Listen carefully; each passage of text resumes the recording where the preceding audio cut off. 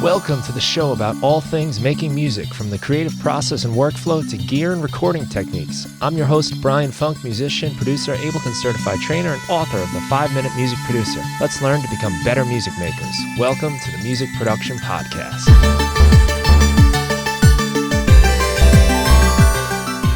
My guest today is Rich Shivener. Rich is a musician, producer, and professor.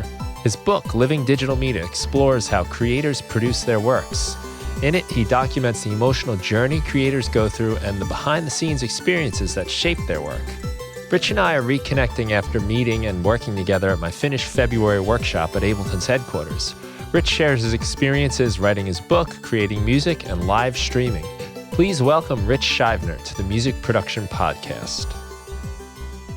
All right. Welcome aboard, Rich. Good to see you. Good to see you too. And, on the digital form, I've, had watched your content for so long, and then we met, not long ago. And that was really cool. I'm like, he exists. He's real. He's not just an algorithm. That's how I felt about a lot of you guys. So we met at the finished February retreat in Pasadena, Ableton headquarters. And I had a great time. I really did. I was stressed out about it like crazy leading up to it. But as soon as you guys got there, like all the weight came off my shoulders. It was just so fun. The energy was great. And like you said, getting to meet you, and after knowing you from our Discord and hearing all your Januaries and your music and just interacting, such a great experience. It's really funny to get to know somebody through their music and then meet them. Mm-hmm. And usually in life, I guess, like you meet people and then you hear their music. You find out they make music and all that. But the other way around is also really interesting. Absolutely. I mean, there were a few people I think I met at the Ableton event that we were at, or the workshop, finished February, yes. During there, I think it was Jeremy, who's Baby Tiger Beats, right? Yeah, Baby Tiger, yeah. Yeah, and there's one or two, Brindle, right? So we did, we're working on a collab right now, which is great. And just kind of seem like you're a real person. There's an energy in the room that you get when you walk in, and this is like the thing I said in the review. And by the way, Brian, you didn't pay me to write this review or anything, so I'm just going to say it. But as I said, like, you just did such a good job building community and with everybody, and walking in, seeing that there were already things like inspirational books we could work with, which I bought.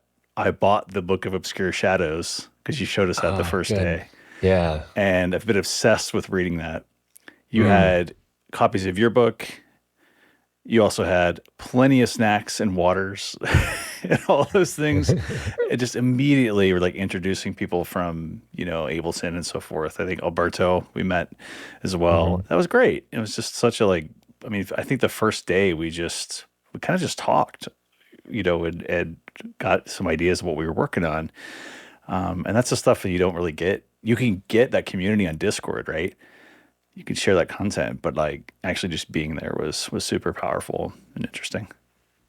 There's a really cool space that Ableton has in Pasadena with the classroom setup and then the studio upstairs and little like nooks and crannies you can hang out and work on your stuff outside on the rooftop there. Yeah. And they just opened their doors to us, which was incredibly generous to just be like, hey guys, it's yours, have fun. And yeah, Alberto was amazing. Aileen was so much help. Aileen was funny there because she like knew what I needed before I knew.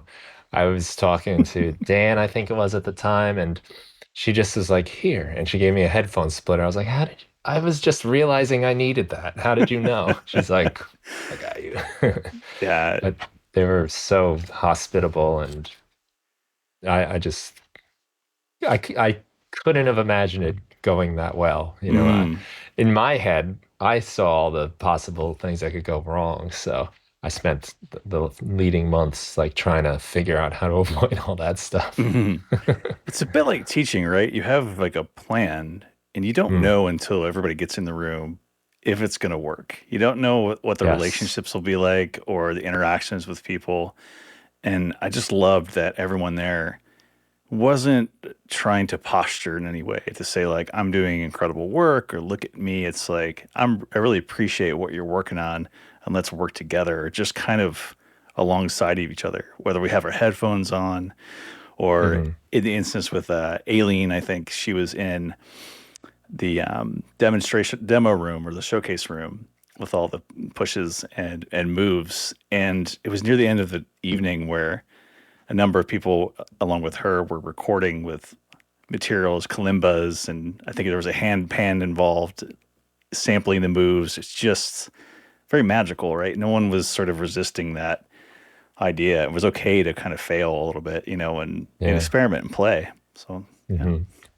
Yeah, and that was one of the moments that I only got to see after in video because I was involved in other magical moments that were happening elsewhere. So it was really nice to see that that was all going on. But you're right, that kind of openness that was there, that's so important in collaboration and music making and art and all of that, Mhm. that people were just kind of like, I'm here, this is who I am, this is what I do, and excited to do it with you guys. And Mhm. it it made for some really cool moments. And I think one of the highlights for me was when you and Brindle started collaborating and she sang vocals for you. She christened my new SM57 Yeah. that I brought for the event.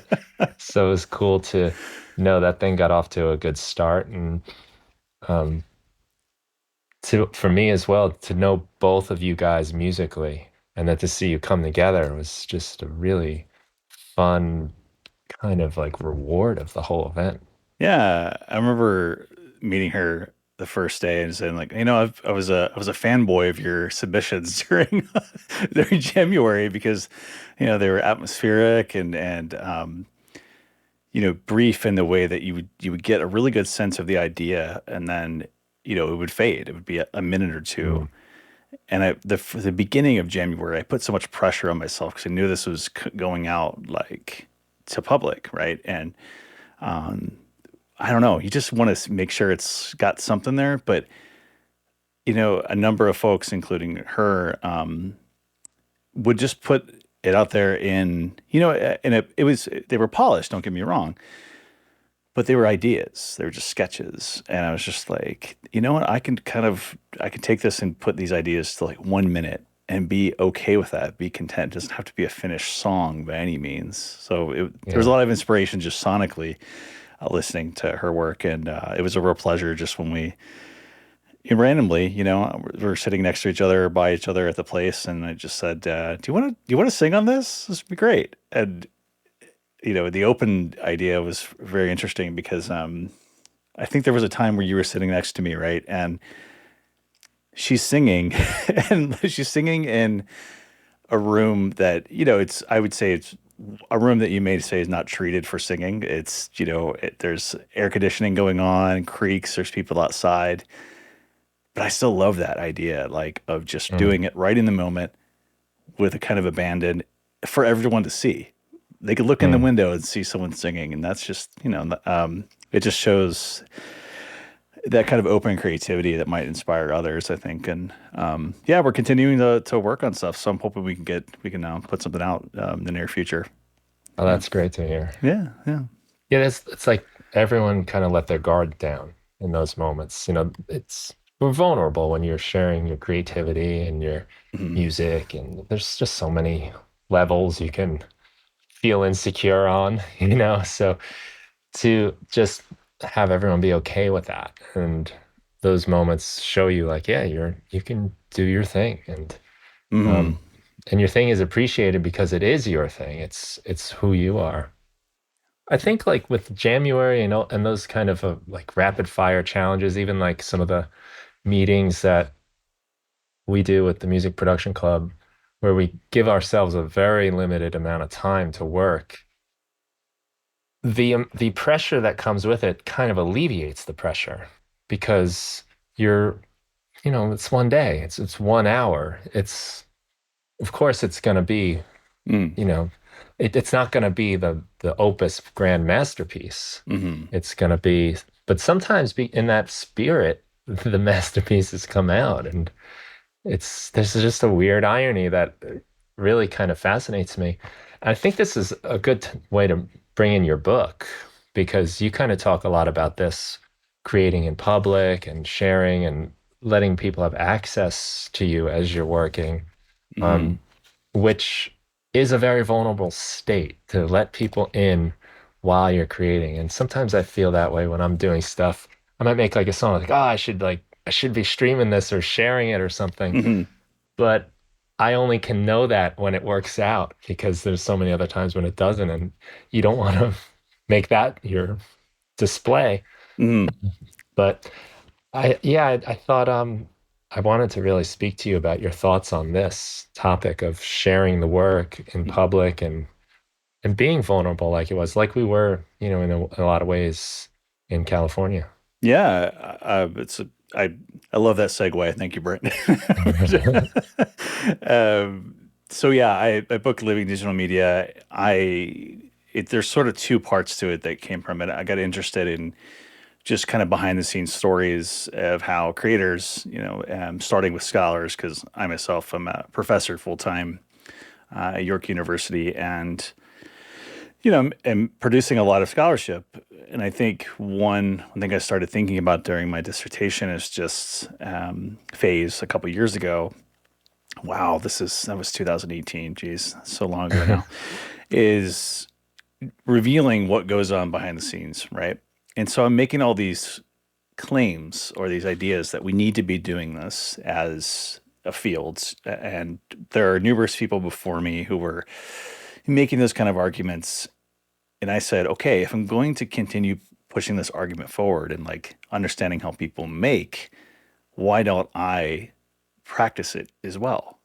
Hmm. And I think it came at a time really during the pandemic too, when, we're kind of a lot of people, I will say, just, and I think that's fair to say, we're getting kind of lonely and feeling in isolation, myself included. All of my classes, as I'm sure yours were moved online, and so we're just staring at a screen.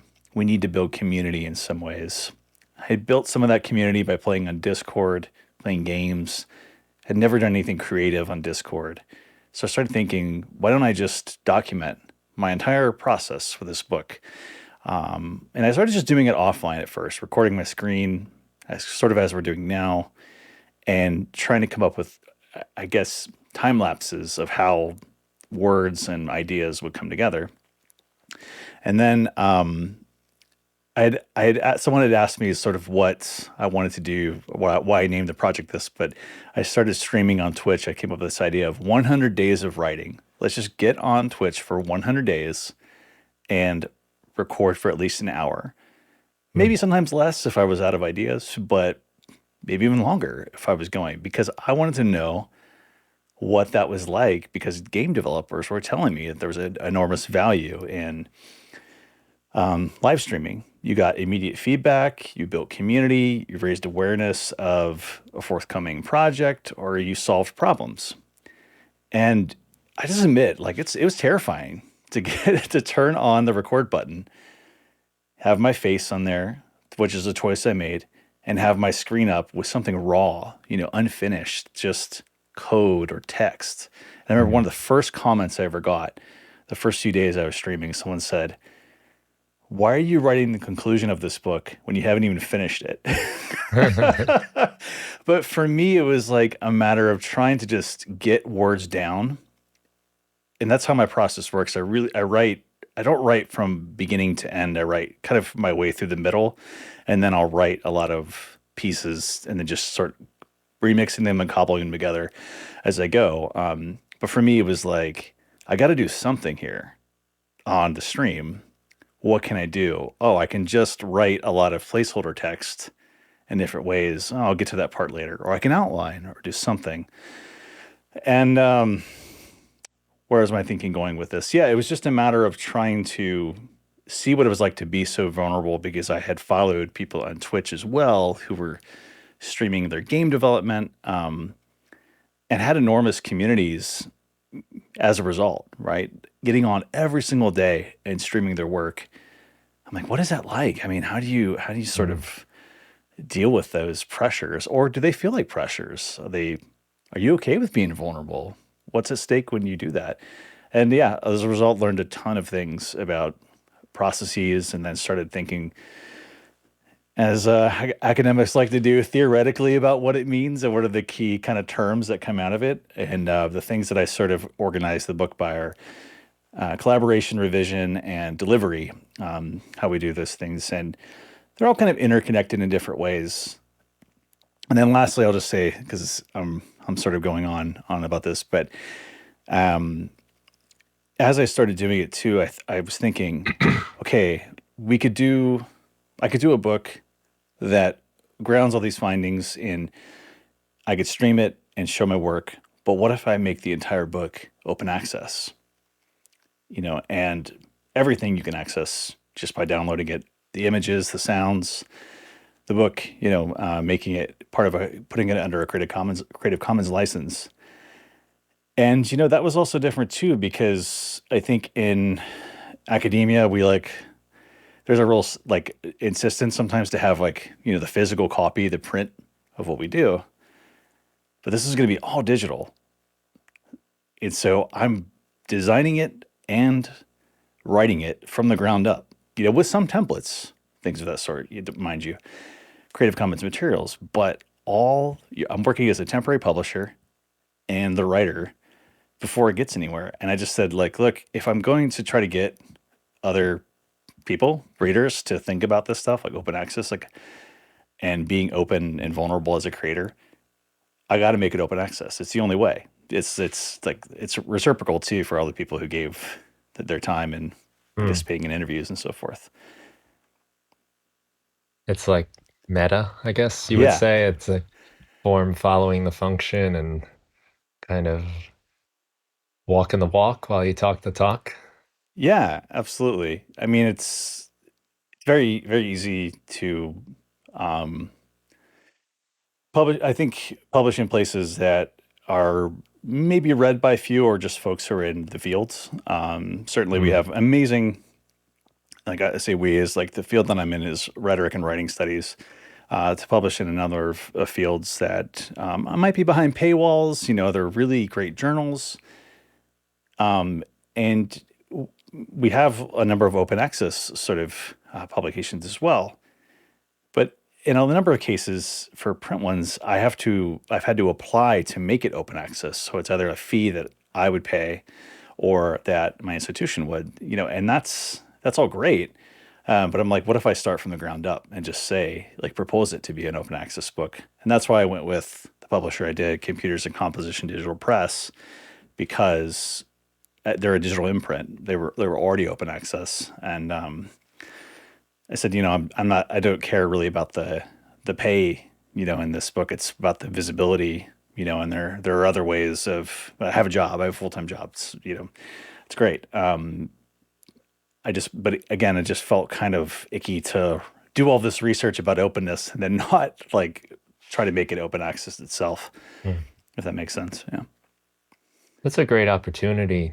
I'm sure that informed your research, though, as well. I mean, because you have the experience and you're really living it, living digital media. Yeah.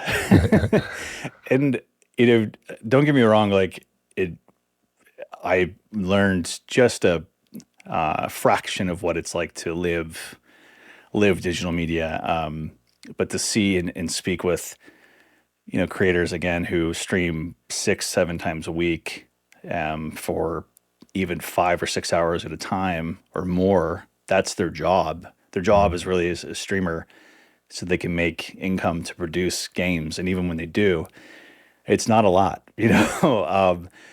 I don't have to tell you twice, right, that YouTube it's a saturated market. There's a lot of stuff you have to get out there to get subscribers and views, and they do that just to produce their work. So I'm like, if I were to sell the book, I'm sort of profiting off this this creative market that kind of really really works very hard to maintain kind of visibility and community. But I mean, yeah, even in the 100 days I did it, it was great. Sometimes I would have one viewer who I didn't know if it was a bot or somebody else, or I would have like 100. But then I started meeting regulars who were in on Twitch and who were checking in, every time I would stream, and I would check them out, and we kind of have this relationship, right, online. There was, in fact, one writer I met, who I think they were in Alberta, and they came into the Toronto area and said, like, I'm going to be in town if you want to hang out and catch up. And it was just this like real moment, almost like our workshop, right? We had Hmm. been in this intense period online, commenting on each other's work every day for 30 days or more. And then we're like, let's celebrate, let's meet, and it's all worth it. Hmm. Yeah. That's pretty cool. Yeah. To get it in real life too. Absolutely. But Yeah. yeah, it's interesting. It's an interesting way to create because um I guess they like what I'm trying to remember what this phrase or term is, but like where when you're being observed, it changes your behavior. Like we know that even Yeah. down to the quantum level, like when they look at particles, it changes how they behave once they're observed. Hmm. But it's true about us when you know there's a camera on or someone's recording. Hmm. It does affect how you create. Um, and I found myself, I don't know how exactly, but I know it's different when, if I'm streaming, say, which Hmm. I should probably do more of now talking to you, but you feel a little bit different. Like, for one, I know I'm way less prone to be distracted. Hmm. So I'm not gonna like go on the internet as much as I would when I'm making music by myself. If I get stuck, I can always bail out and like watch a video or read a manual or do anything besides face the problem. But when you're being watched, or at least you might be being watched, you Yeah. definitely stick with it more. At least that's how I felt about it. Hmm. Again, I want to relate it back, if I don't mind, to our shared full I mean our shared teaching commitment of writing, and it's when like somebody watches you teaching writing, you know When I'm being observe. watched teaching, yeah. Yes, you're like, whoa, okay, I'm gonna perform in a kind of way, or and even that word is like tricky, right? Because it doesn't feel like like live performance, but it is, because you are um hyper aware of everything you say, Mm. you know may be picked up and have consequences. I will say, though, that for the most part, I mean, and this is something I talk about in the book, there's a number of like trolls out there, right? On different ways that will say Yes, they stuff are. that, will disrupt the conversation or something else. And I think in the communities of creators I was speaking with, it was more of an issue. For me, it was, even though 100 days, I would say, is a pretty significant time to do it, like a concentrated time. The amount of engagement I would have versus people who are still on Twitch and doing it, whether they're musicians or creators, far outweighs what I was doing. And so they have more visibility. They're going to find maybe more people or bots and things that have things to say that may be nefarious or disruptive, right? Mhm. And I've even read like some articles about how you know people engage with them and so forth. But yeah, it's like, knowing that at any time someone could say something, and you've got to decide how you're going to respond, or if you make an error, realizing it's okay to do that because it's live. There's nothing you can Mm. do. So Part of the thrill.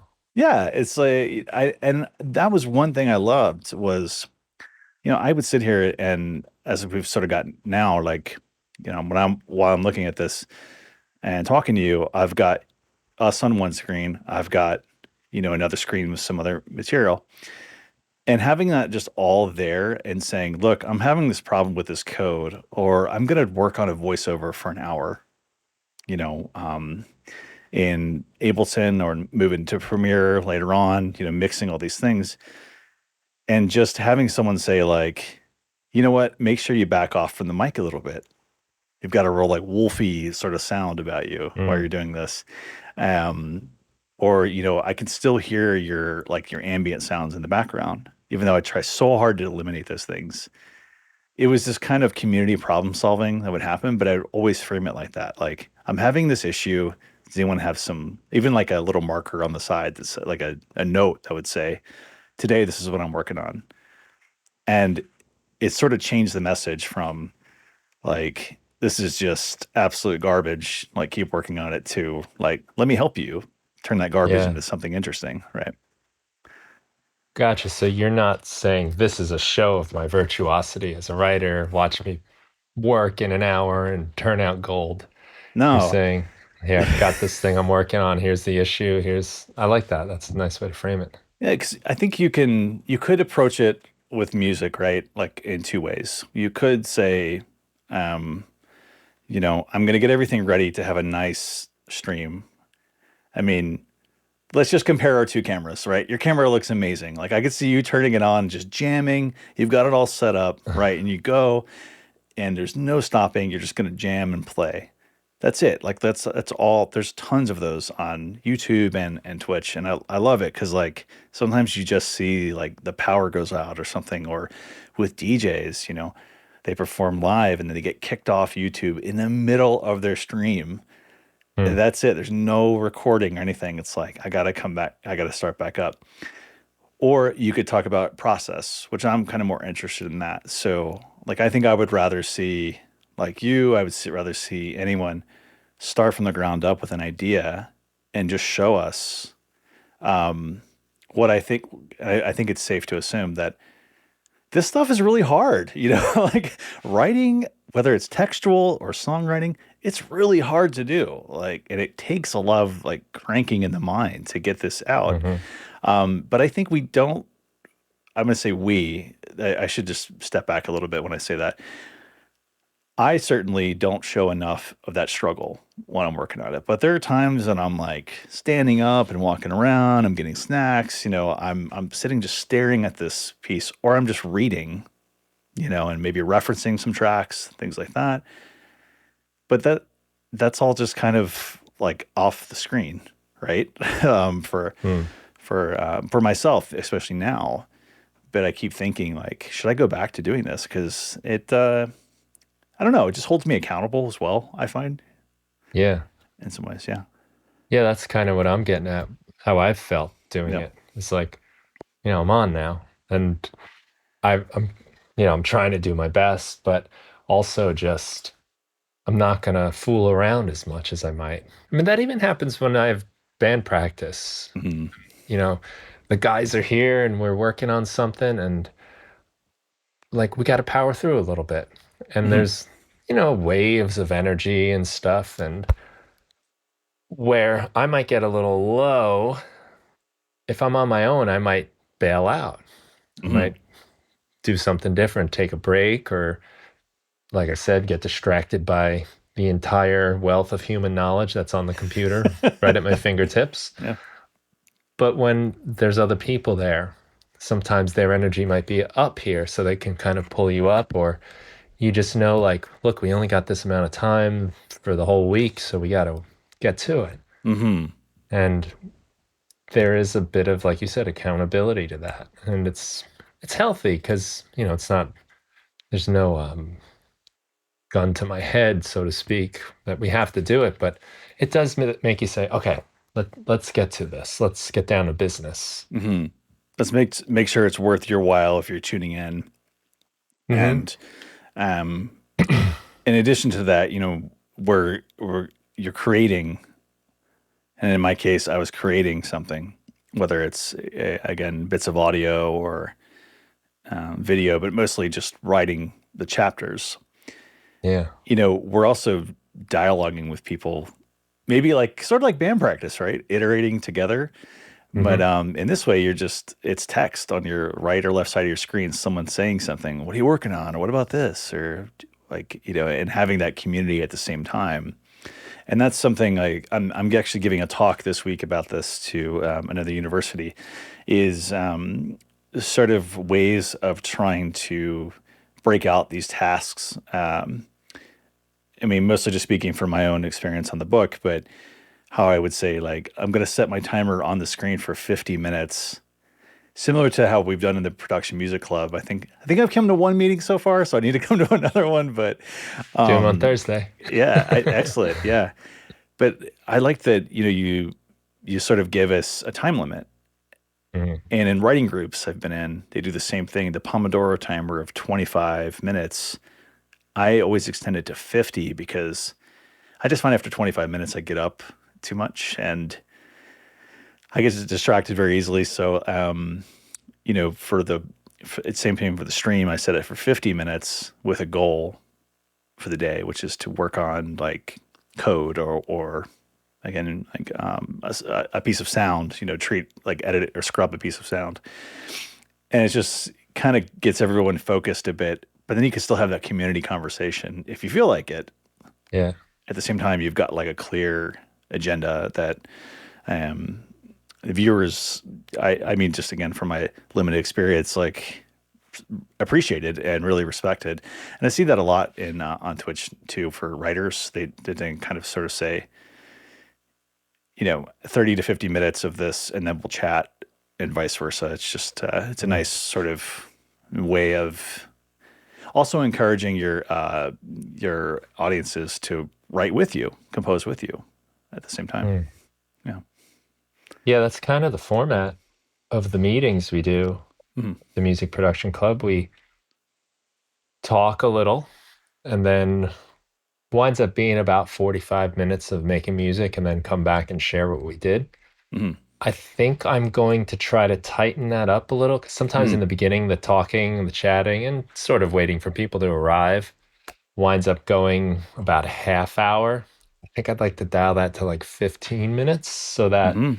we've got about an hour because it's still a really short time. But I definitely find myself being like, oh, if I just had like a couple, I mean, I guess I'll say that in an hour too, but I'm not really, I mean, it's so rare that I'm able to get like a vocal part, say, and the music and all these things that I want to get. And I don't want to leave that moment of inspiration. And a lot of times I find myself cutting out before it starts dropping off, Mhm. Mhm. you know? So I don't know, maybe another 15 minutes. And then this, we're not staying up all night too, Yeah. by kind of wrangling that in a little. But It's when you're tough. on Like, that yeah. wave, yeah, it's hard to just bail. Yeah. And yeah, it's usually like two or three reps, I guess you could think of 50 on off. It's like the second and third one, I start to really hit that groove, right? Of Mm, whatever I was working on for the day. So the first one is just, what am I trying to do here? Okay, and prepare. But I found actually, and I'd be curious to know, like anyone else who's listening to, who streams, if there's a lot of preparation before. So, with the music production club or with streaming, I was making sure the one time I did it again, I had joined the music production club, I think in December, because I wanted to come to the retreat, and I was like, yeah, why not? Let's just join this too. This is great. And I'm going to make, but I'd have kind of a plan, each day. And then with coming to the club, like, okay, I'm going to work on this today. And even when I'm starting my like writing now and I'm working on those 50-minute sessions, whether it was on Twitch or not, I'm saying, why don't, what am I going to do? Like, what's my mm, schedule so that I can just come in and start working and yes, kind of perform for people like a writing task. It's, I don't know. It's just kind of just interesting to sort of say like, there is spontaneity that comes out of it by like just knowing there's no editing. This is all me, but there's still kind of like a plan behind the scenes, right? Like, or a theme or something like that. well, you can do anything, right? Yeah. So when you have infinite options, it's really hard to decide. Mm. And I can lose a lot of time just being like, oh, maybe I'll do this, been trying out, searching sounds, presets, and yeah, it's. it's much better when I kind of say, I'm gonna do this, and Mm, uh, and I have to hit the road on it. As soon as mm. that time starts, let's go. Time to move. Not what am I gonna do tonight? Where's the wind blowing and how do I feel? Um, I think it's so much of it is just making the decision on every level, just Mhm. deciding. But yeah, that, and I've also learned to tune my guitars beforehand because that has messed me up a bunch. Just a couple minutes that Yeah. takes a little wind out of your sail, and make sure everything's kind of working. Yeah, I mean, certainly like I'm thinking about streaming stuff. There could be there's an audience out there for people who want to watch you tune your guitar. And there's an audience out there for people who just want to watch you like clean the dirt off or the like dust off your gear, and hook That's everything up true. like the technical end. But One of my favorite tools for that. I've got a paintbrush yes, specifically just for the keys and in between the knobs. Really, it's a great, important tool. It hashtag doesn't get enough cleaning, credit. Yeah. Maybe we'll do like ASMR or whatever, ASRM, you know? Does that So, stand for anything? I don't know. you know what? I don't Do you have it know? in front of me at the moment, but it's like I'll look it. auditory stimulation or sensory something. And Okay. again, apologies to listeners, Yeah, I can look it up. but yeah, I know it's like it's a response something ASMR, Hmm. but yeah, a whole market for that of just or interest of like. But I think I found that if I was stuck, there was always those other options to show behind the scenes material.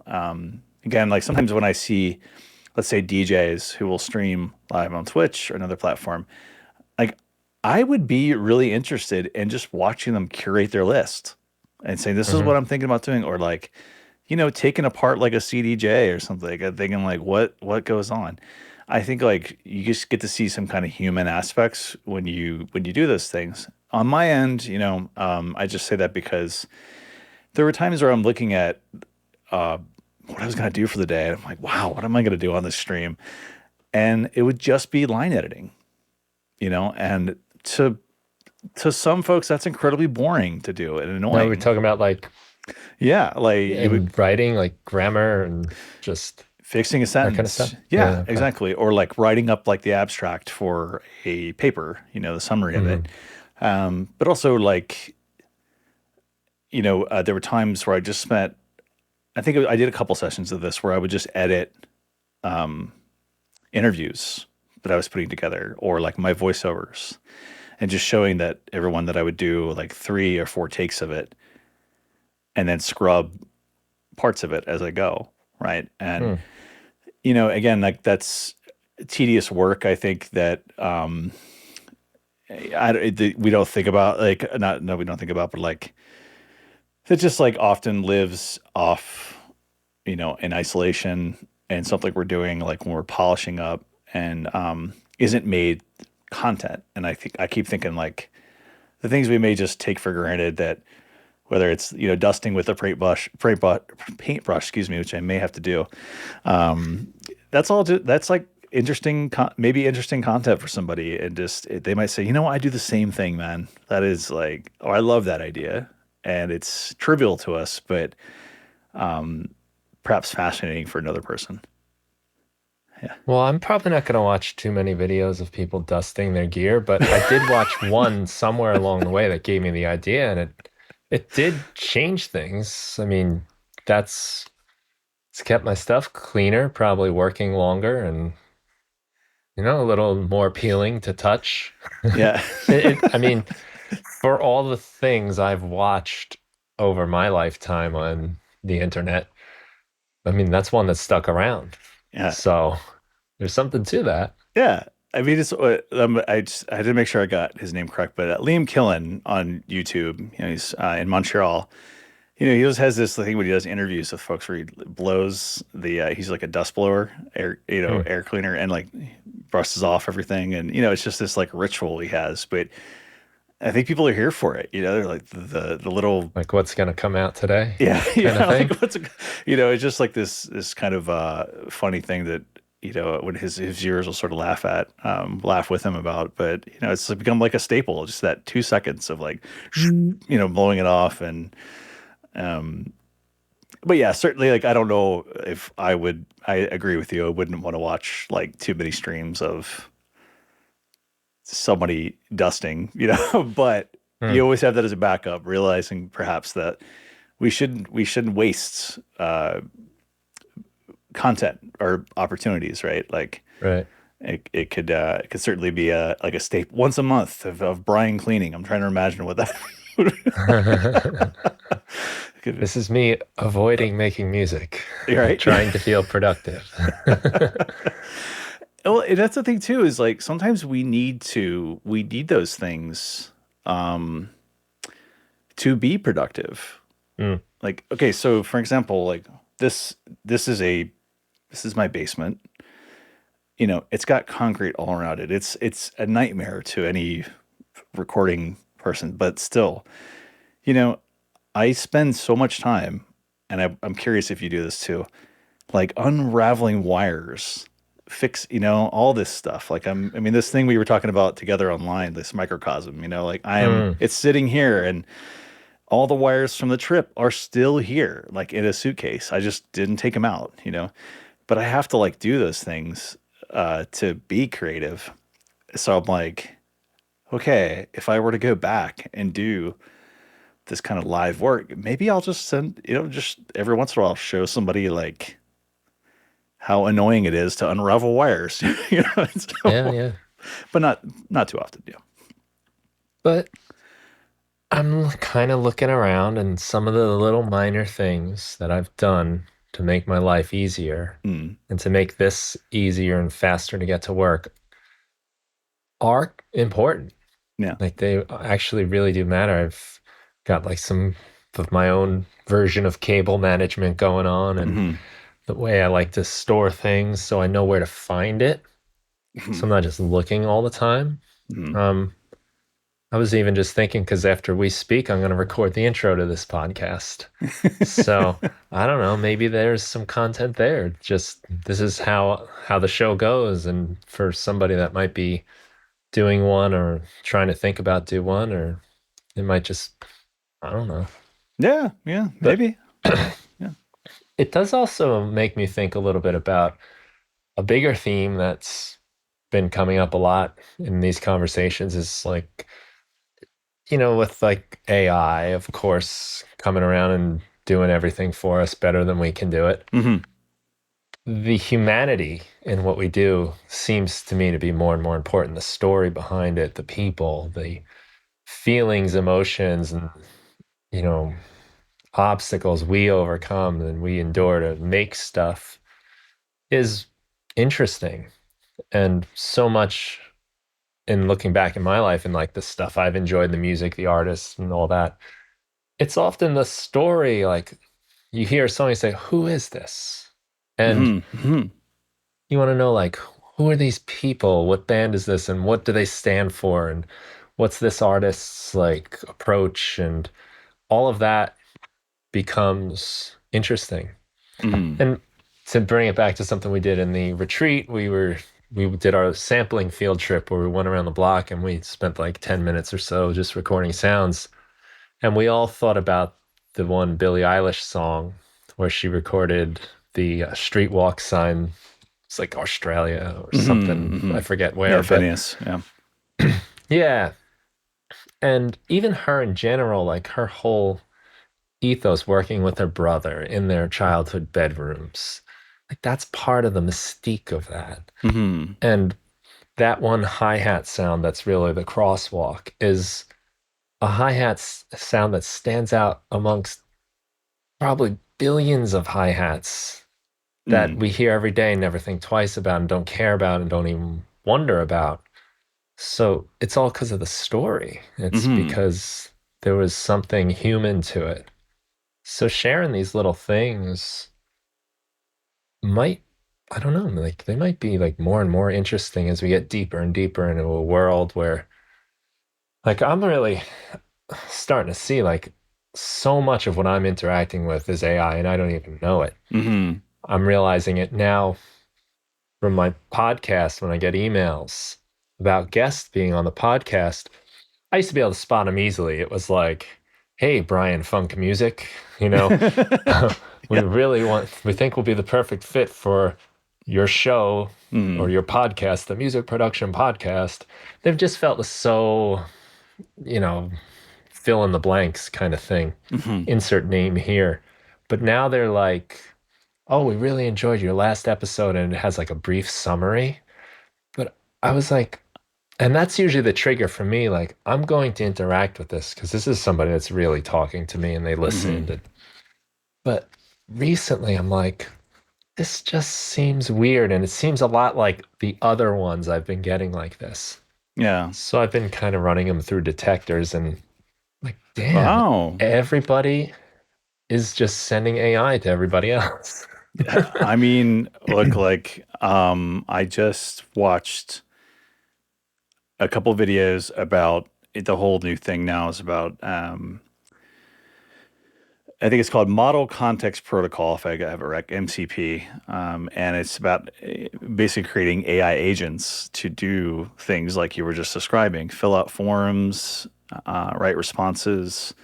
There even if a number of videos out there now of, having someone pull an AI agent, we'll say, pull the latest trends in anything, music, artificial intelligence, writing a script, and then transferring that script into a voice and video service that sounds just like you. I think it was Creator Magic, that's the name of the creator who showed this whole process.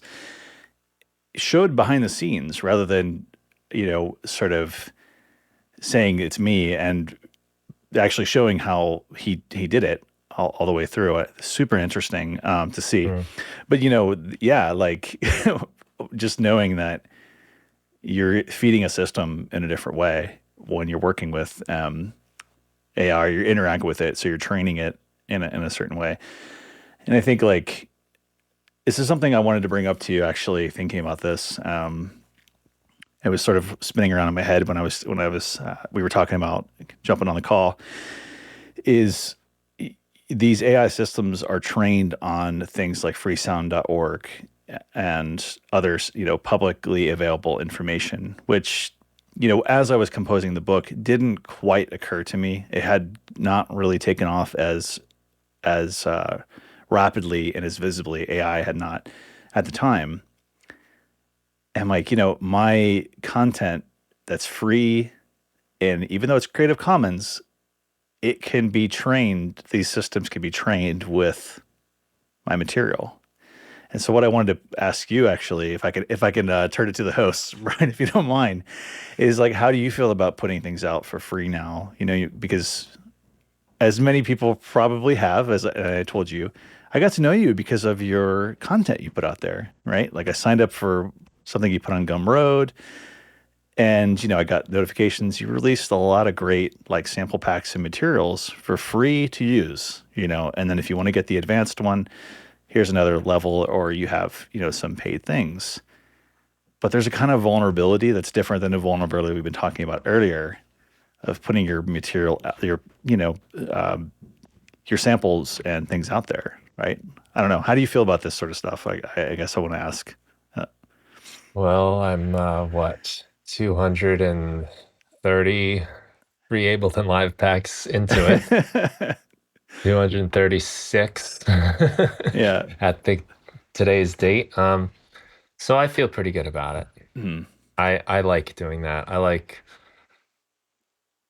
putting stuff out there for people that is maybe a little different, weird, and quirky, and Mhm. that people can just get it, and that doesn't cost them anything. I mean, there's a lot of people that even if it was like $5, that's too much. I already spent all this on all this other stuff to even make anything. So I definitely like that. I like that it gets a wider audience because more people are prone to download it.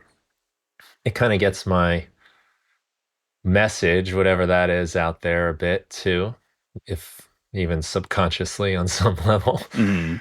Um, I think it's really only helped me Mhm. um, because that's really how I first started getting any attention from anybody about anything I've ever done Hmm. musically was by sharing this stuff. And then, you know, if you're watching the video, there's a good chance like even just the background music is something I made with it. Hmm. Um, and I think it brings people into my world a little. Um, I like that it puts out this idea that you can make like your own stuff from sounds that you find, which because often a lot of the stuff is like sample based Hmm. instruments, not always, but often. So I think I don't know what AI is learning from me. I guess I haven't really thought about that with the sounds, but I think it seems like it's been listening and scouring everything, not just freesound.org, Yeah. you know, like commercial, non-commercial. I get the feeling like this stuff is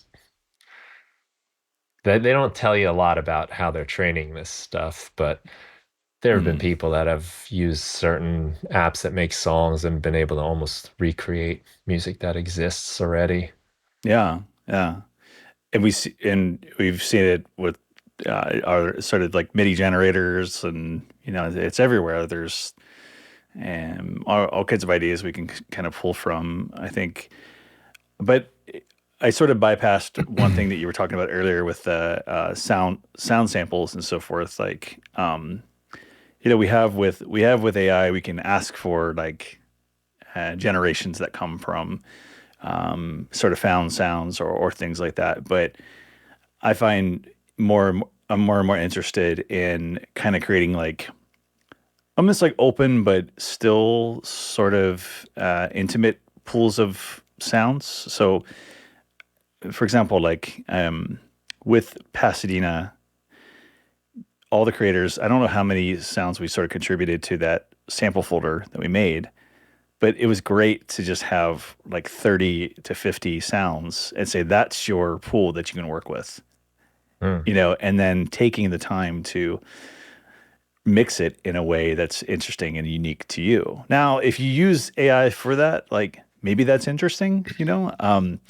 but I find you just lose sometimes like the life out from it, when you take it out. Like one thing that did come up with my book, I'll say, is I was putting the final touches on it with, I think, Adobe products, and I know that they were baking in a lot with like transcription and so forth. So for efficiencies like that, let's just get like a quick caption set we can do right into our filming, or using like Otter.ai, which I've done before to produce like transcripts. That's like such a time saver, in some ways. mm, I think like it's kind of this difference between technical and kind of operational things that you may have to do versus the creative work, right? But sometimes that mm, creative work can be like in sound treatment. So I think that's interesting about music is like all this Pasadena samples. Like I wouldn't want to isolate just the bird. I want like the air and the cars passing it, and I want to think about how to use that creatively. mm. But when we think of like just voice, sometimes you just want that really sucked in sound, right? Like for like a podcast, right? You don't want to hear like my son stomping around upstairs like he does now. But if you do, it's a little human. It's like, wow, there's some ambience to it. I don't know where I was going with that so much, but I think like that's the more we can appreciate, yeah, the rawness that comes from like our own sounds and found sounds, like the better. And that's something I want to try to do in another project soon, is just continue to collect these raw found sounds and make things out of it, right? Mm. Yeah. Well, there's an adventure attached to all Yeah. that. Like you went out and got that. We all went out and got those sounds, and even at the same time. And Hmm. almost everybody sampled the crosswalk Yeah. because we've been thinking about that, right? So in like our samples, that was like the cliche thing to do, right? But Yeah. we all got a different sound because different people were walking by, different cars were driving by, different conversations were happening. I held my phone at a different position on the little speaker than I think you had a Zoom with you, right? Mhm. So Yeah. you had a different mic even. Mhm. Um, we all got something different out of that, and marginally different, but there's something there. And I think in the course of like a song or even like your entire body of work, there's that's a factor that comes into play. And Mhm. it's not a fader in the mix that you can turn up and down, but I think you feel it. Mhm. And I don't know, like as much as I love like weird sounds and samples, I never really got excited about like Splice, for instance, Mhm. or like services like that, Mhm. because not because I mean there's great stuff on there. It's amazing. Mhm. And I no shade on it or anything like that, but just kind of like wanted to do it myself Mhm. and work with what I have already. Um, to me, I get a kick out of it. I get Yeah. a kick out of knowing like, oh, I did that, and or I went on that adventure to record like my feet walking through leaves, Mhm. and or that's like my dog that barked in the background, and I'm gonna leave it in the take. I just like that. It brings it to life for me. And when I listen to it years later, even I'm reminded of what was going on there and Mhm. what I was doing. Same thing with like the packs I make. Like they're little time capsules for me too. That like I remember that I when I came up with that and found that or stumbled across it, or when I went to the thrift store to buy like four VCRs because I wanted to make sure I got one that worked, and they were like $3 each. Yeah. So it was just part of the experience for me, even just to enjoy this process a little more, put a little like, I don't know, like TLC or something into it. Absolutely. I mean, little promo time for your packs, we could say, like this is, but I want to say one thing I really enjoy about your packs is, we get to see like the thinking that went into it. Even though, you have the notes and stuff of how you did it, but like just looking at the material in its way that maybe Brian put it together. Like I learned a lot, with the MPC when you will give us packs we can kind of play with, or you were doing that for the workshop. I'm like, okay, how did he do this? Oh, that's really interesting. And now I can like kind of break it apart and make it my own in a really unique way. And I think I share that reason, like same idea with working with a lot of like sample packs or like a subscription service, like whether it's like Loop Masters or Splices. I don't get the behind the scenes part, right? They sound like amazing. All the times I'll hear like a sample, and I've used some of them, but I'm like, how can I take this and kind of like warp it in a really interesting way? Now that I have it, and I just like when I see it with inside the DAW and like the way it was produced, there's that extra layer of like learning that I get, and I want to just I don't know. And I think that's again with the book too is like just showing the raw stuff that like enabled me to put something online and saying like you can look at the code behind this at any point. Like it's on GitHub, and all that sort of stuff. I feel like it's easier to reverse engineer maybe how it was created, right? And so I'm like, oh yeah, Brian, like one of my favorite things I made, and a friend of mine who was listening to some of the stuff from January was your video game. It was like an 8-bit, sort of 16-bit hybrid pack that you had, video games, and you had this like follow action thing on Ableton that was following all the drum samples and loops. And I Mhm. just like changed it up completely, like switched all the knobs, randomized it.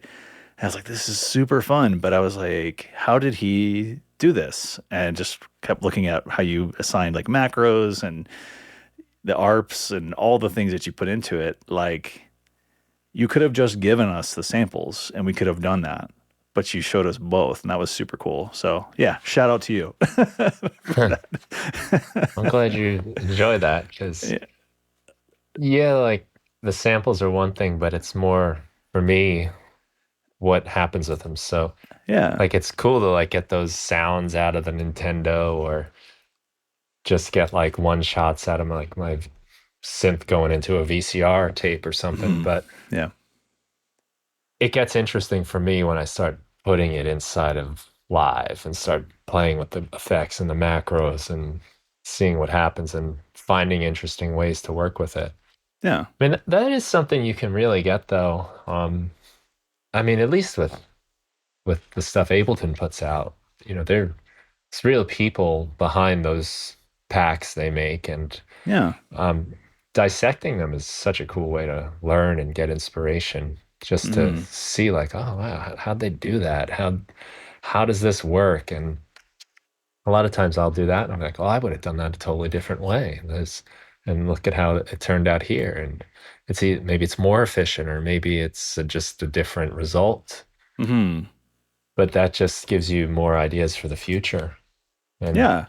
making S- those little instrument racks, they're they're there forever now. Like you've always got them, and they're Mm. contained, and you kind of inform how to play with them when you choose which macros to map and what effects to put onto them. Mm. And sometimes that is a little difficult because you're like, I don't know, I wish I could do that too. But Mm. I guess now that they let you have 16 macros, it's not so bad because that's plenty. Mm. 16 knobs, like you can do a lot of damage to a sound. That's still six more than your digits will allow, like in your head. So it's Yeah. it's great. But I think too, another thing is about this is there is certainly like value, and I watch them all the time.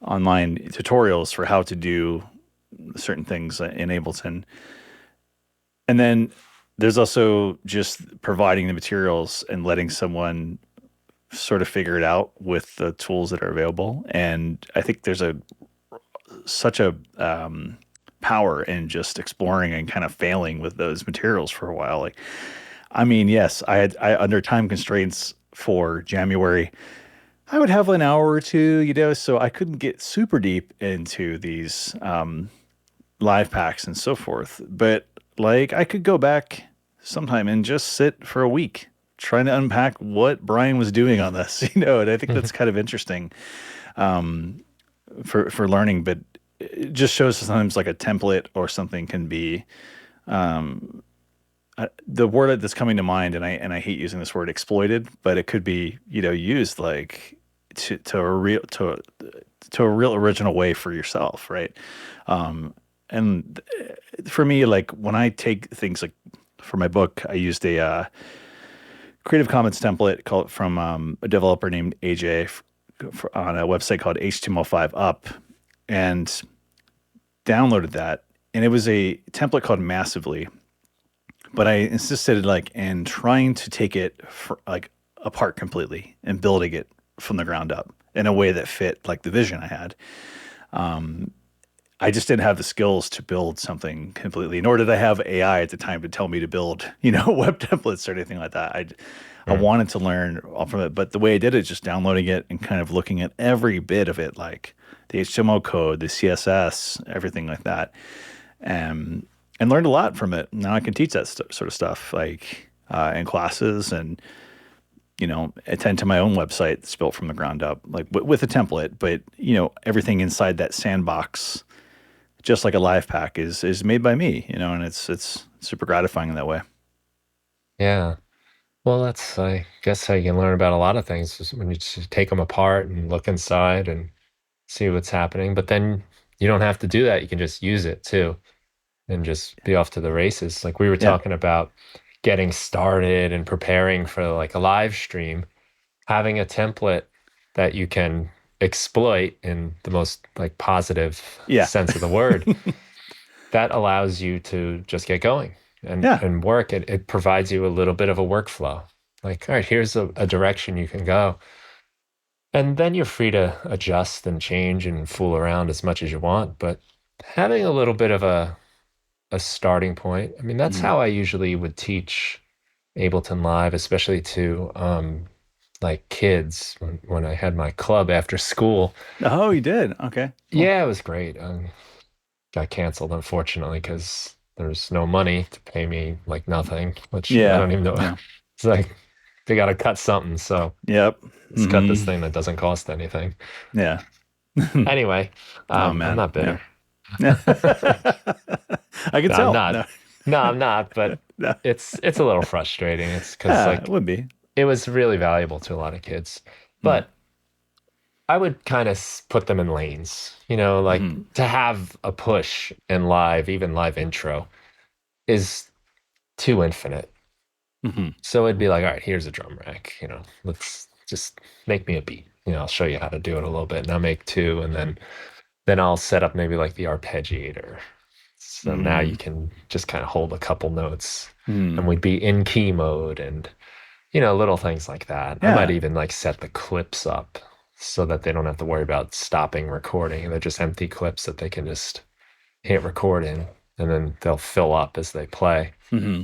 So that helped a lot. And that helps me too, even if I've kind of like want to make something certain. Sometimes, like if I want to make a certain type of song, I'll open another song I've made in that style and just delete everything out, Hmm. like all the clips, but keep all those tracks and all those effects and just work from there again. I mean, it's like a template that I haven't made yet. I'm just saying, like, yeah, I want to make a couple more songs in that style. That was fun. Yeah. So, I was going to ask you, I remember, do you still do this? There was an email you sent once with, it was an update for the new pack you're releasing, and it was about the fact that you just, oh, I think it was with your like drum, go-to drum beats. I think that was the one. hmm, You said, I just want to be able to show up to my studio and say, turn on. I won't say the person's name because I don't want it to affect your studio right now, but it was like a voice automation system. the You're like, Apple one. yeah, yeah, or like turn everything on, and you go. Yeah. There's just value in kind of, again, like pre-setting up, like setting up everything to just be creative on the spot.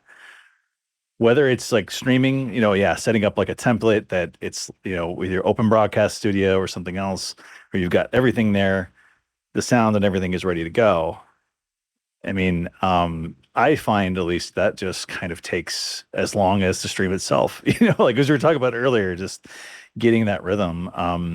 So I was wondering, one, if you still do that like now, and then I wanted to confirm what you were saying too. Do you use like a lot of pre-made sort of live sets or templates depending on the style? That's something I've really thought a lot about since January and Hmm. haven't really imported yet. I've been trying to set up different, like, think of like, what's the best like live set template I can work with that's encompasses really anything I'm thinking about, so I can just jam, and maybe stream this stuff. Yeah, Well, probably the best one that encompasses everything is going to be too much, yeah, right? Like yeah, you're gonna have like 32, 64 tracks and they're yeah, all, yeah.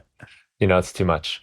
But yeah, I do have everything pretty well set up down here, ready to go. Mm, mm, So what you're referring to with turning everything on, I have these little, they're like, you plug them into the outlet. It's mm, just like a little brick, mm. you know, I don't know, like about this size. I'm Okay, holding up like yeah, an AirPod case. It just plugs nice. in and it's got a plug in it. So, but it's a Siri enabled thing, or might also work with like Alexa or any of those. Mm, Um, and through Apple's Home app, you can just set it up so that you can ask Siri, don't react, to turn it on. And you name it something. Mine's called the practice space. I call oh, it okay. that because it was going to be the studio for a while. And it might have even been, but it was too serious. So, no, this is Mm, just practicing. This is where we do our practice of making music. mm, mm, But it's, I think, like 3 or 4 power strips mm. that I used to walk around and just flip on. So this isn't a major time saver. We're talking probably like 30 seconds tops. Still, right? Yeah. It's probably not even that much, but it's climbing on the floor, reaching under the desk and flipping the switch. Mm, Um, but now I can just tell it to do it and everything comes on. excellent. And that probably makes the difference between me getting going certain days and not. And some of Mm, those lazy days when I'm not sure, all I have to do is just tell my phone to turn everything on yeah. and then it's going. So that makes it easier. I do have things like mic'd up and plugged into my interface. So I've Mm, got There's a drum kit behind me. I Hmm. don't know how well you can see that, Yeah.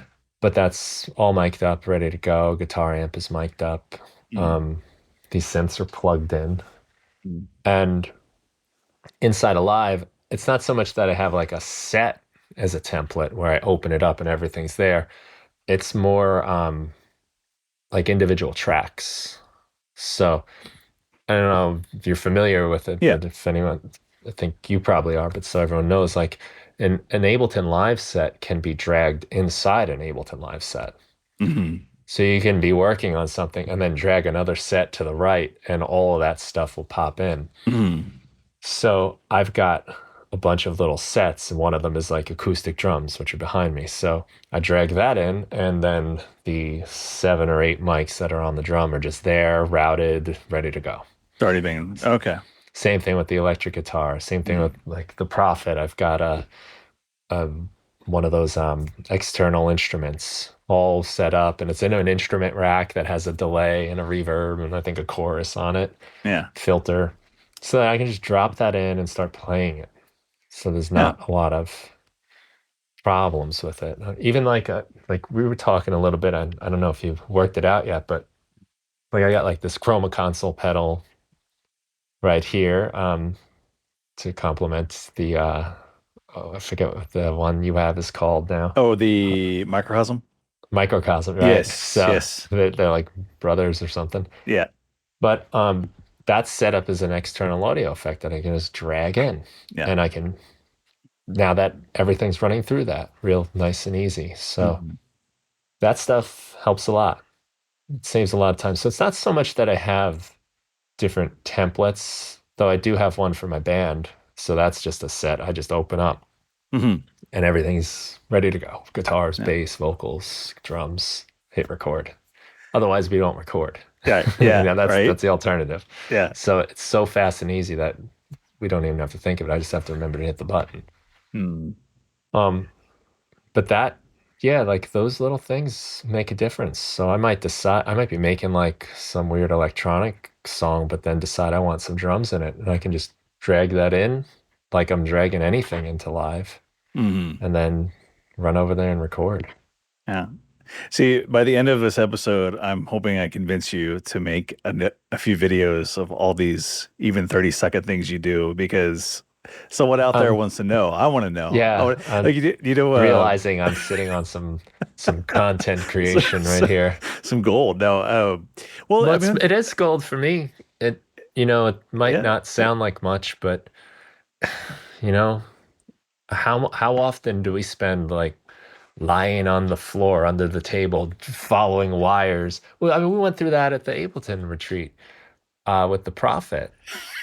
that's right. I don't remember if you were there for that. I think you were. We were trying to figure out how to get it Yeah, into the interface, and yeah, after a that's while, right. it's kind of Yes. like let's just make this as simple as possible because we don't understand the wires that are going on here, and I think it Hmm. had Hmm. recently been kind of moved around. So rather than all this troubleshooting, let's just get another set of wires, and Yeah, because problem solving. Yeah. that was like the first moment I felt like we were really making music. All right, now we're struggling with connections, so this is what it's really about. Yeah, But yeah. to eliminate that out of your process as much as possible makes a difference, and Mhm. especially if you want to be like live streaming or collaborating with people. Like no one wants to watch you like, oh, hold on, let me just climb under here and follow this wire. You hold on to it on that end and like pull it. Yeah, Is this the right one? Like yeah. all that stuff that's not fun. Unless that's like the focal point, right? Like I'm thinking my friend Brian Neese, he has he does stuff on like Instagram where he'll just turn on the camera like and he's like set up with me recording a band and it's Mm, like an hour okay. and he'll just check in and chat and do that. But again, that's the scope of it. It's not we're going to record, oh, let me stop. It's like Right. some way. So I don't know. That's kind of funny to think about. But I'm also like, I'm thinking about the Bob Ross streams that are on Twitch now, and when I listen to those or just put them on in the background, there's that like constant sound of him banging against like the bottom of the canvas, like cleaning off the paint and everything like that. Like I forget how he Mm. basically just like bangs it You against kind it of, to yeah. It's a yeah, very like interesting percussive sound, right? Like yeah, it is. uh, that would be actually fun to sample sometime, but I'm sure somebody or countless people have done that. But it's like just hearing that, it's like it feels human, and Hmm. I'm like I could just just sort of see like every once in a while like how would hit what does he do beyond that like to clean and all those things. I don't know why. I think it's just probably a result of all of this behind the scenes stuff. I've just been fascinated by it as like a both and right as like content in addition to Yeah. like the thing that you're known for or you do is whatever it's creative or it's writing. It just I think it goes back to what you were saying too, just the humanness of it. We get those elements, right? Well, you're right. Yeah. Probably miking up the drum set Mhm. or connecting a synth and the thought process that goes behind it is, if you're going to use any of this gear, like you're going to have to do that. So, yeah, it Yeah. does make sense. I've watched plenty of videos on miking drums and, Mm. wiring synthesizers into the computer. So, Yeah. it is an important part of it to just know how to do that and think through the process. Yeah. Yeah. Have you ever Yeah, live streamed your band? yeah, a couple times. Yeah. I'm trying to, Usually yeah. very spontaneously. Mm. I think we want to do more of that sort of thing. Um, we get out to play very rarely. Once in a while, we did go out last week though. That was a lot of fun, and we were Oh, kind of yeah. like, damn, we should have had just something going.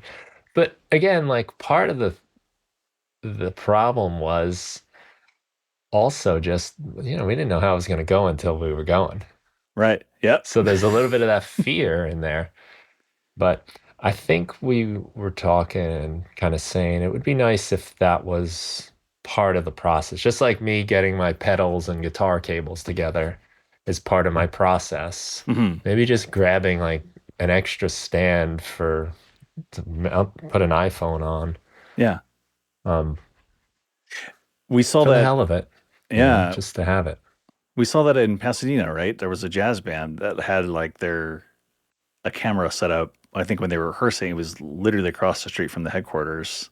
I didn't see the Um, camera. Yeah, yeah, it but was just yeah, very small, but they put it on and there's no going back. There's no fixing. People were like, I think they were probably, it seemed like they were doing it either from YouTube or Instagram, but mhm, it was just there, for all the ambience and everything around people mhm. like walking and cheering and all that sort of stuff, I assume. But yeah, something about that, just turning it on and in its raw way, I think is like another avenue. I mean, I personally haven't done for music creation, but um, I think it would be interesting to try at some point. Well, if it turns out disastrous, there's something in there is probably what people are rooting for. Yeah. Almost like when they watch like NASCAR, you want to see crashes. I don't know. Not that I don't want to see people crash, but I think that's part of the allure, you know. Yeah. Um, but yeah, like that's live stuff. There's like a little bit of danger. This could go wrong, and how do you handle it? Those are Yeah. important lessons too. I mean, I've definitely been in situations and seen people play where, they break a guitar string and they like lose it. And that's really uncomfortable and that kills it. And Yeah. then you've seen people where something like that happens and it becomes funny. It's part of the show and you roll with it. Yeah. And then it's I was at the show and that thing happened and it was Hmm. cool like how they dealt with it. I mean, I'm gonna mark this occasion as my confession that I've played live shows with bands for a very long time before doing the stuff I'm doing now, and have had like instances where the power goes out, but I've never had. I've only played a few gigs DJing or doing sort of like a bit of light live performance with Ableton and then external gear, but the power hasn't gone out in those instances. I think if the power went out with me just on the laptop and with external synths, and it's just me, I would be absolutely terrified, like mortified by the experience. Hmm. But if it were online and it happened, it'd be a different story. I was like, oh, sorry. I mean, plenty of times, like I my, guess if the power went out, you'd be disconnected, yeah, right? it wouldn't matter, right? You can hide. But have you had that happen to you? Like when you've performed solo, like the power just blows up. Like I know Rachel Collier's talked about that, and other electronic music producers have talked about that. That's I've been very lucky. I've yeah. never had the computer crash or power go out. The closest thing that I can think of right now, anyway, was on the old APC 40, the original, Mm-hmm. the crossfader was at the bottom, and so was the play, stop, and record button. Mm-hmm. And I used the crossfader to modulate a delay. So you know, Mm-hmm. delay has the repitch mode, so it Yeah. sounds like it's going up and down in pitch, like kind of emulate like old tape delays. Yeah. So I would use that almost like a scratching sound, like no feedback, and just the crossfader would just change the time. So we get that like kind of, Okay. sounds like record scratch sound or Yeah. something. Yeah. Um, One night I was playing and I was doing that and I just hit stop.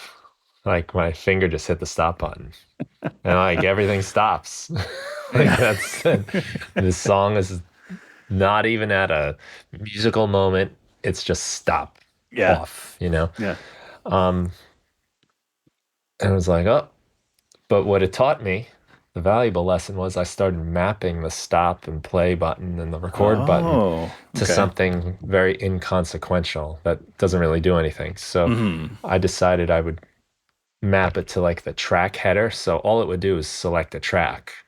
But Oh, then that became actually handy once push came around because push will turn on the musical notes mode for whatever mm, track you have selected. It like yeah. auto arms it. So I had the play button, I think, was like for the drums. Then the stop button was like a synth, and the other is like another sound. So it's Yeah. just three different sounds I can load up now by hitting play, stop, record. Mm, And this way, if I hit those buttons, everything doesn't just stop playing. yeah. I mean, yeah, you hear about like backups. People have like two laptops or machines, Yeah. and Yeah. Redundant systems and like stuff.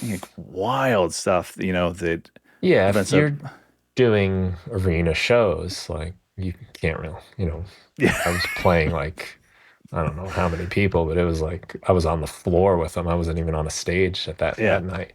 So it was just kind of like, oh, Yeah. and you just got to go with it like, oh, what happened? All right, we're going back. We're gonna, you Yeah. I think it's like just no, as I say, yeah, you like they have fun with it, and I mean, with your live bands, I'm sure I had plenty of times a situation where, yeah, something would like shut off or like a fuse would blow, strings so the break. so the Yeah, drummer is just like "Grung, gung, taka, gung," just going on, and that's like super humanizing, right? To you, like okay, and I don't know, I think that's just like a thing, maybe to kind of combat like AI or coexist with it now. We have to be like even more aware and sometimes celebrate like those human errors, and just yeah, like, hey, you know what? This is a human who made this error, not an AI we have to train and correct until it's wrong. It's like, it's so, I think other than that, like with DJing stuff, I've watched a number of videos, of course, and like practiced it, but the idea of a number of DJs saying that they don't do syncing and stuff like that. They just cue things up and listen. Like that just seems like even more important now, right? We can just automatically sync things perfectly, or we can choose to kind of do it by ear. And I'm going to qualify that by like saying I absolutely love how well warping happens, in DAWs and mhm, things like that. And for a live performance, having follow actions like in Ableton, um, but also being okay with like sometimes something's just slightly off the grid, and all of that. mm, And maybe it's only like it's 33 plus or whatever it always shows me, or something like that. I'm like, okay, this actually like still kind of works. Let's just keep it. I don't know, like, but I have yet to show, I guess, how that might be valuable. I've just seen a number of other creators like say, we can kind of keep this a little loose, and that's refreshing, I think, now. I think so. And Yeah. those are interesting moments when things go a little wrong or unexpected. Yeah. You kind of get an insight into the performer's personality a bit and Mm.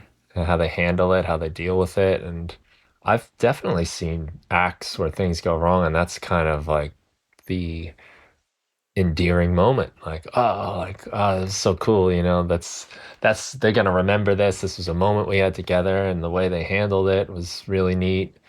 Mm. Um, it's human, yeah, like you said. Mm. And some of those things, like not quantizing, not beat mapping perfectly, Mm. there's something to be said about that. There's feel in there. When Mm. you get it right, it can be really better than the quantized, better than the computer version. Mm. Yeah, yeah.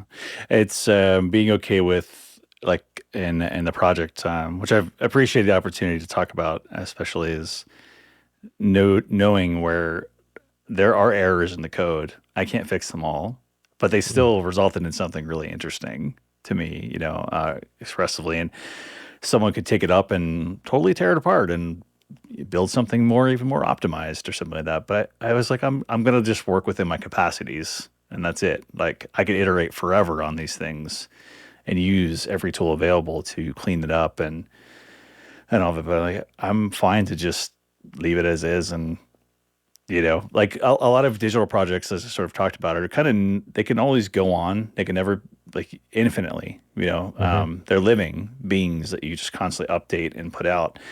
And sometimes I've been kind of thinking back about this stuff too. Is sometimes it's okay to just stop and put it out as is in the world. And let it, see uptake from different people because you've had your turn with it. And Mm. so if my work is Creative Commons, that's an opportunity for someone else to pick up where I left off or completely change it. And I think, yeah, that's what I've appreciated about your work is you just put out so much content that we can kind of work with, It's right? all bad. Yeah, no way, dude. It's all incomplete. It's awesome. Like, We I get really attached to things we're working on, and we want them to be perfect. And yeah. there is an exercise in calling it done, and there's something there that we need to work on to like Hmm. say like, all right, I'm gonna leave it because you can overbake the cake. You can Yeah. burn the dinner with music, It's like food in that way. Like after a while, it has to come off the heat, or else it loses something. Yeah. And it needs to simmer or sit in the fridge for a number of days. And, Yeah, you marinade know, or yeah, exactly. Like it's not a done. It's just we're done. I mean, done. Period. We're done for now with this. Like there's so much I still haven't touched from January as a result, yeah. and it's just because it was done for now. I'll come back to it later. Some of it will be done for good. Like Yeah. from my experience, most of it, like it's just too much stuff to really give Mm. attention to. But that does make the stuff you pick kind of special too. Yeah. Yeah. And part of that whole exercise is just the practice of it. Hmm. Just just doing it, just making, creating. It's Yeah. not so much what you create, it's just that you did it. And some of it's worth going back to, and some of it might also be worth it, but you just can't do everything you want. You can do anything you want, but you can't do everything you want. Mm. So Yeah. you got to make those important decisions. Also, another thing too is like the body figures so much into the work we do, and with live performance and its rawness in streaming, like there's a body there oftentimes, even if it's just hands or like Mm. a VTube, right? An avatar or nothing at all. There's still like this someone making something in the background, and I think it's just like this whole endeavor, and then when we were at the workshop in Pasadena, it just reminded me like how how like the body figures into everything we do, Mm. like what the desk we're at or where we want to sit for the day. Like Get I'm like, hungry, yeah, tired. I have to show people indirectly like what my habits are. And I don't do that often. Like in the in the studio, it's just me. So I'm like, I really like sitting upstairs on that couch next to the Prophet because I love looking at the Prophet. And like, I felt very antisocial the first day when I was like, do you mind if I go upstairs and just work on like track on this Prophet? And it just felt self-indulgent, but I was like, I'm here to work. I'm here to show my process a little bit. And you guys were all just like, cool, no problem. Like, go Mm. for it. Yeah, I was Um, glad you wanted to. And also, just by you doing that kind of signals to everyone else too, like we can spread out a little, yeah. like we can have our classroom experience Hmm. and we can have the kind of solo thing. I really like the way it wound up working out. If we were all just sitting in those seats, which were great, the classroom's awesome, but after a while, like you get tired of anything. So to Yeah. move around and new sceneries. Even here, like I've got this set up as we've been talking. It's pretty nice for what I like to do, but Hmm. sometimes I just don't want to be here. Hmm. I want to go outside or I want to be upstairs. I want more sunlight or anything.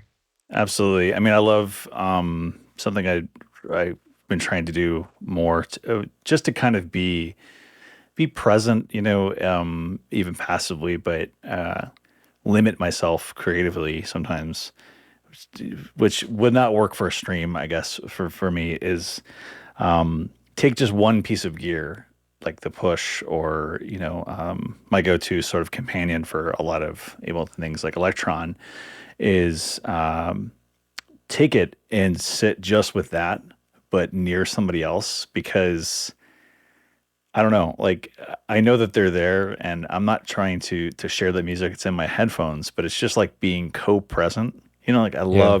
I do this a lot during January. I'd work a little bit like on it in the morning or something on the weekends. But a lot of times it's just like quickly doing something while my wife or son is watching TV and like knowing that that's my time limit, or knowing that like with my laptop it's getting past 5 years old now. It's still pretty works pretty well, but like it has a very limited battery now. And for January, it was so interesting to me to say, okay, I have an hour before this thing dies. And when that thing dies, it's And you over. get the timer too. That's it, like Yeah. so um Yeah, if you that start loading in some heavy plugins, that timer moves a little faster. 100%. Yeah. So I just said, okay, like that's the constraint I have.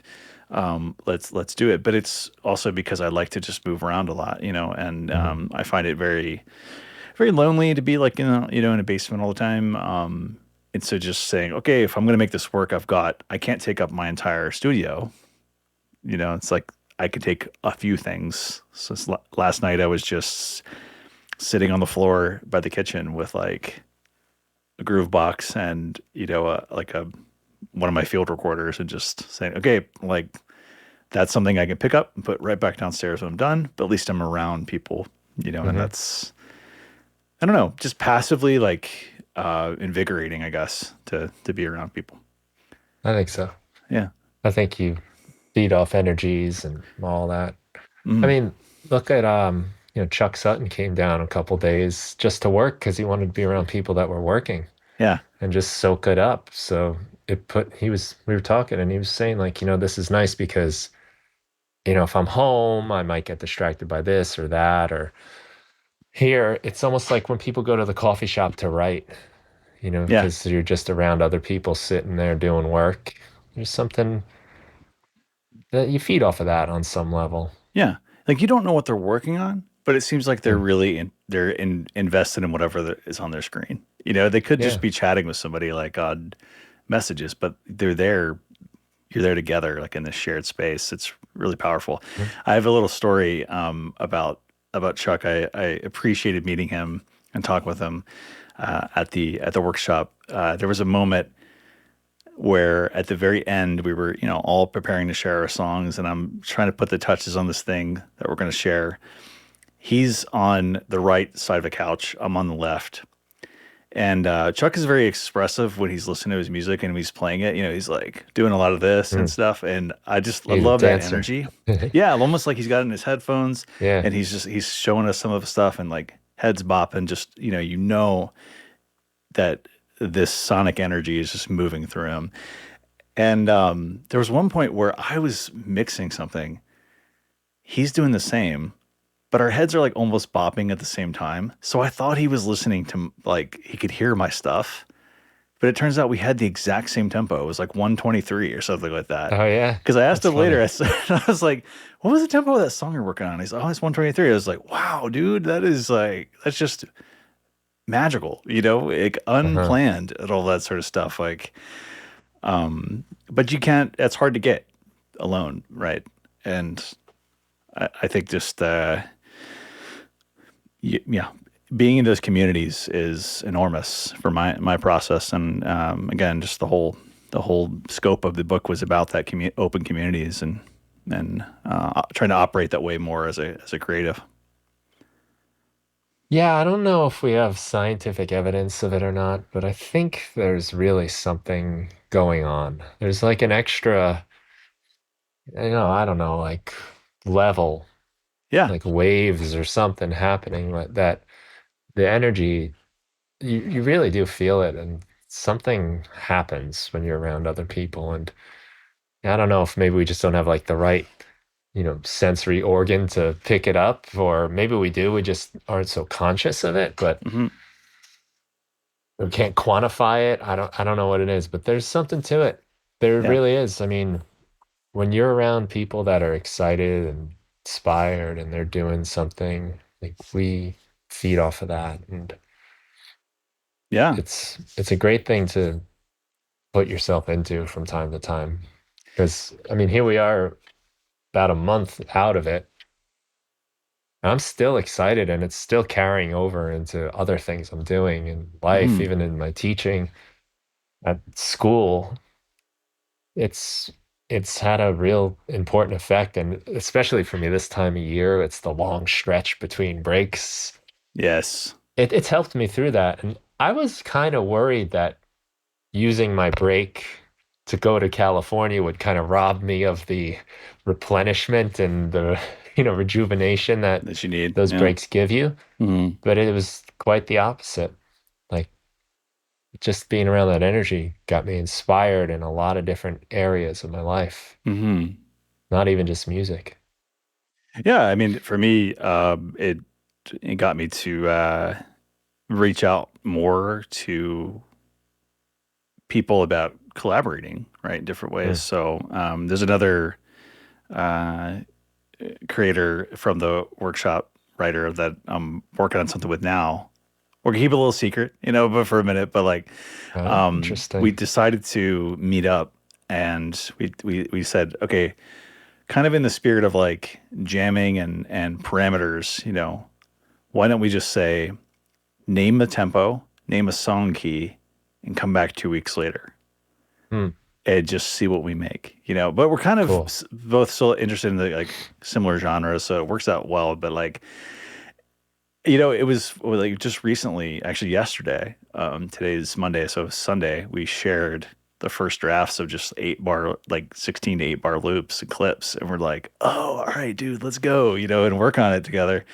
So now we're gonna come So back with cool. arranging respectively, like almost arranging each other's work.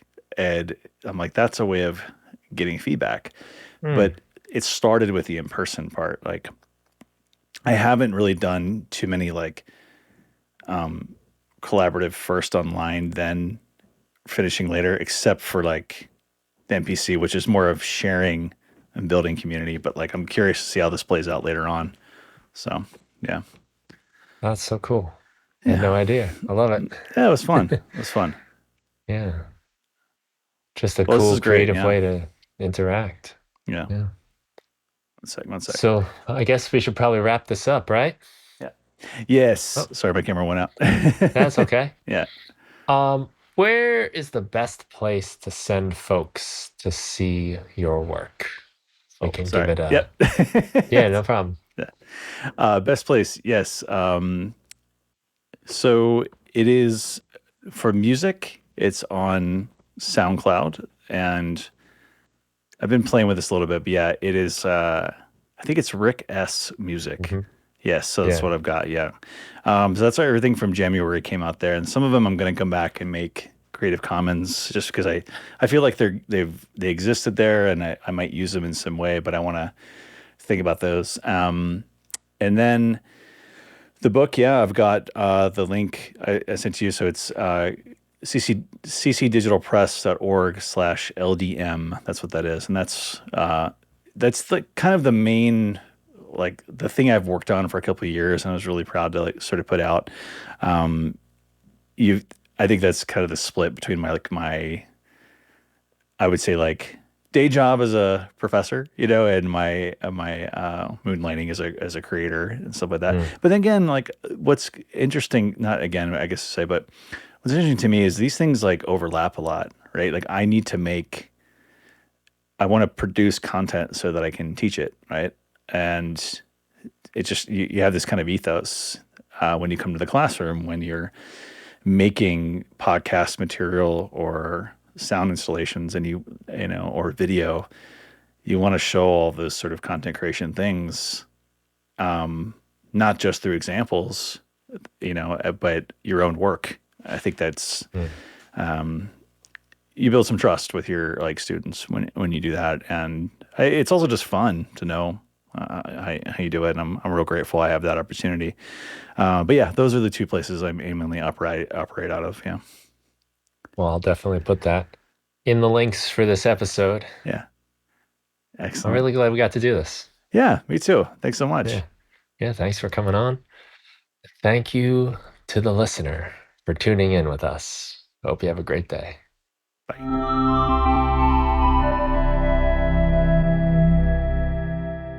Thank you for listening to the Music Production Podcast. If you want to help support the show, the best thing you can do is tell a friend, someone you think that would enjoy the show. I'd also love it if you could leave a review wherever you get your podcasts. And if you want to support my work, you can go to brianfunk.com. I've got tons of Ableton Live packs, tutorials, samples. You can check out my book, The 5-Minute Music Producer, which gives you 365 short music-making activities to help you get started, stay inspired, and finish more music. And there's also the Music Production Club, where you get my latest releases as soon as they're finished. It gives you access to a community of like-minded people who are making music and sharing ideas. You can share your music, find new collaborators, and participate in our live meetings where we set up some kind of musical challenge and then make music together and share our results at the end. That's the Music Production Club. It's a lot of fun, and you can find that and everything that I do at brianfunk.com. Thanks again for listening to the show, and have a great day.